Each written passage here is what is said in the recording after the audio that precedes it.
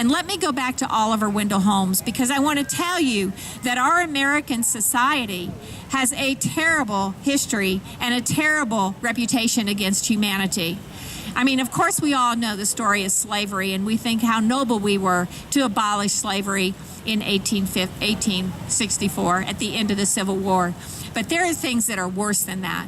For instance, we had orphan trains in the United States, and from 1850 to 1920, they went around New York City, government agents did, and they picked up children off the streets in New York City, and they put them on trains and shipped them to the Midwest and stood them on the train stations so people could go by and pick out the children that they would have to help them farm. From about 1870 until, again, about 1910, 1920, our American government went to Indian reservations and picked up children off the Indian reservations and sent them to boarding schools in the East, cut their hair and told them they could no longer speak the native language because they wanted them to be civilized. Our government has a terrible reputation. Oliver Wendell Holmes was a Supreme Court Justice of the United States Supreme Court. He not only had engraved a famous statement on top of the IRS building that taxes are what we pay for a civilized society. Let me tell you what else he did.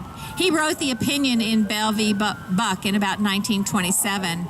And let me tell you what that opinion says. That opinion says that it is okay and it is allowed for a court to order a mentally retarded person to be sterilized. And in this opinion, he says 3 generations of imbeciles are enough. We have treated people very poorly. If you don't fit within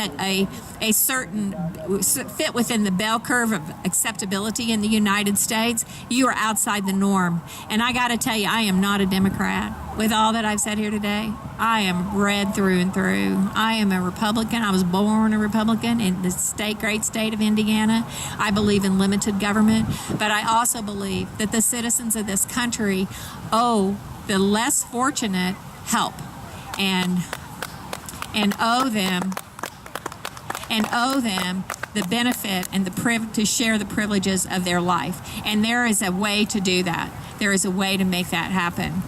Also, during that same period in the 1920s, that is when opinion came out of the Supreme Court that said a child with cerebral palsy could not go to a public school because it was too grotesque.